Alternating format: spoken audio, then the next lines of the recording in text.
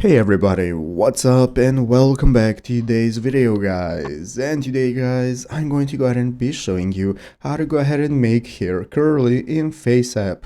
This is a very simple thing to do, so make sure to watch this quick and easy video till the very end, follow my steps correctly, so you can make sure that this works the same for you and you can do this yourself. But yeah guys, let's get straight into it. So the first thing we want to do is to go ahead and open up the official FaceApp application if you have not already. So if you do not already have it downloaded, what you want to do is go ahead and open up the App Store on your mobile phone, open up the App Store, search for FaceApp, find the application and install it. So after installing it, opening it up, this is going to be the main page you're greeted by. From very at the bottom of the screen, you can find all the sections you can use for editing your photos, such as your camera roll, and directly from your photo gallery. So you're going to upload your picture where you want to make your hair curly and open it up by tapping on it right here in the menu.